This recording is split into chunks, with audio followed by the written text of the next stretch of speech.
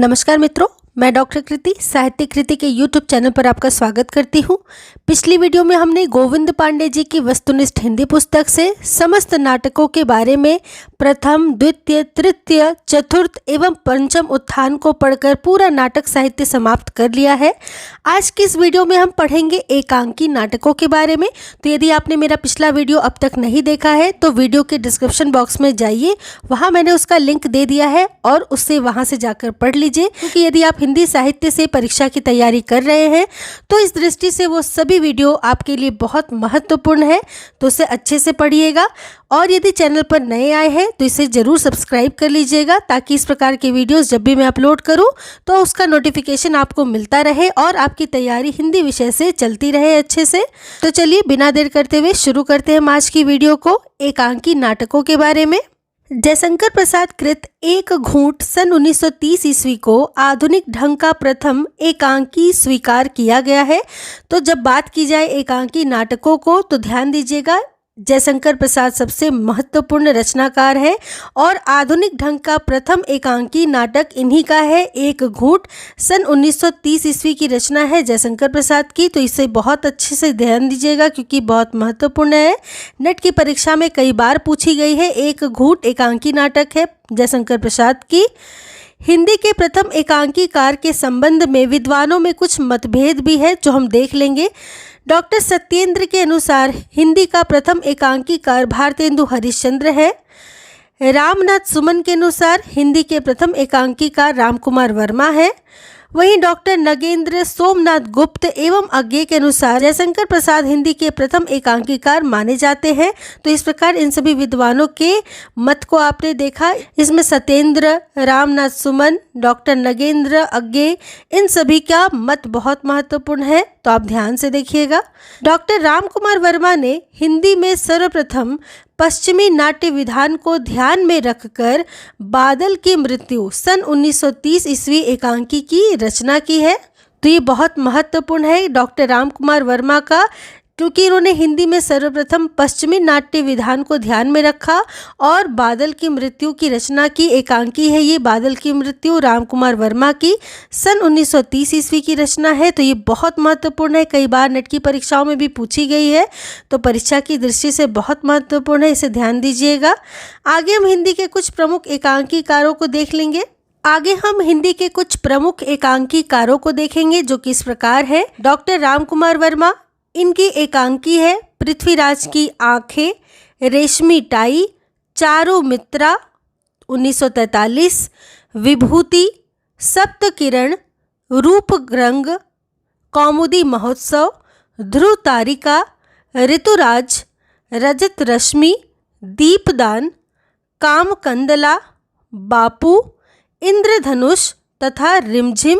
ये बहुत सभी महत्वपूर्ण रचनाएं हैं, जिसमें सबसे अधिक महत्वपूर्ण रचना है रामकुमार वर्मा का एकांकी नाटक। तो पृथ्वीराज की आंखें, रेशमी टाई, कौमुदी महोत्सव और बापू, ये चार रचनाएं बहुत महत्वपूर्ण है रामकुमार वर्मा की। इसे बहुत अच्छे से देखिएगा, कई बार नेट की परीक्षाओं में इससे प्रश्न बना है। और साथ साथ इन रचनाओं का क्रम भी ध्यान रखिएगा। आगे देखेंगे भुवनेश्वर का। तो भुवनेश्वर का एकमात्र एकांकी है कारवां और बहुत महत्वपूर्ण एकांकी है किसी भी परीक्षा की दृष्टि से, इसे बहुत अच्छे से देखिएगा, भुवनेश्वर का कारवां एकांकी।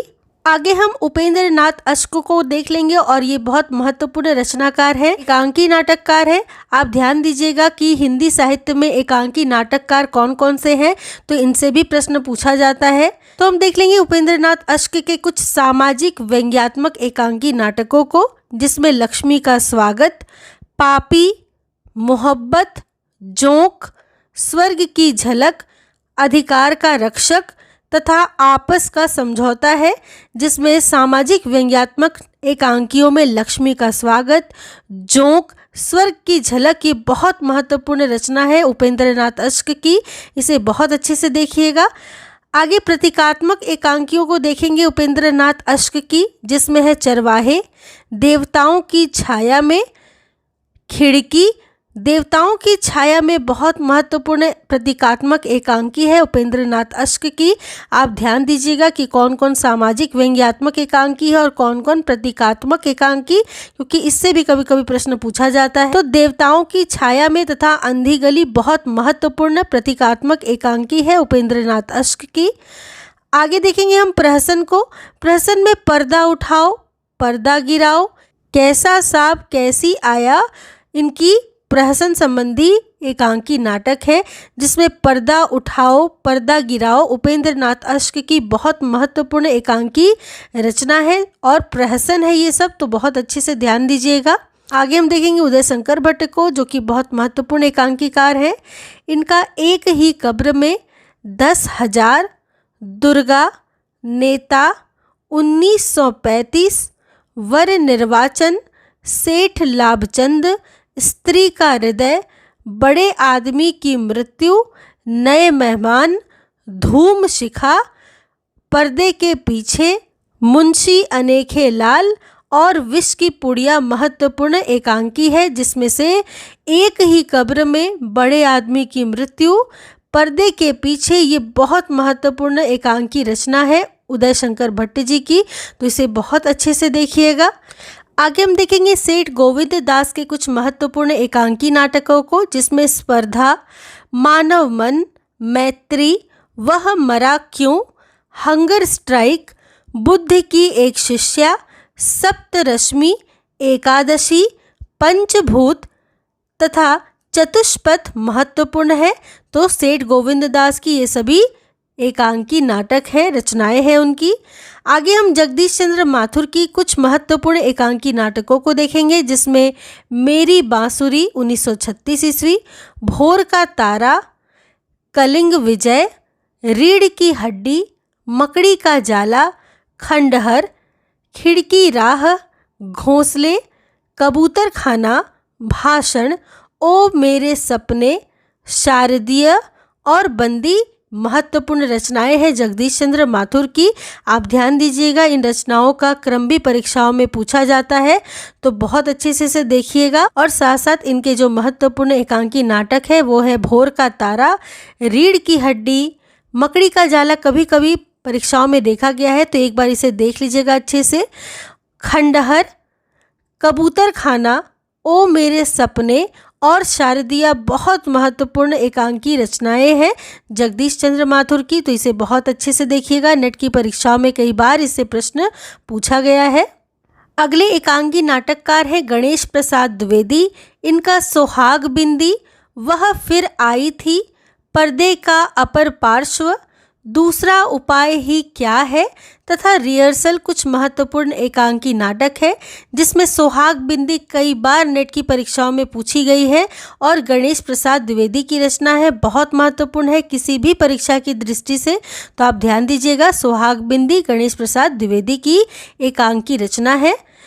अगले हैं गिरिजा कुमार माथुर और बहुत महत्वपूर्ण नाटककार है और बहुत महत्वपूर्ण एकांकीकार है। इनका मेघ की छाया, पिकनिक, उमर कैद और लाउड स्पीकर 4 प्रमुख एकांकी नाटक है, जिसमें सबसे महत्वपूर्ण है लाउड स्पीकर, जो कि नेट की परीक्षा में कई बार पूछा गया है, तो आप ध्यान दीजिएगा। लाउड स्पीकर एकांकी नाटक है गिरिजा कुमार माथुर की।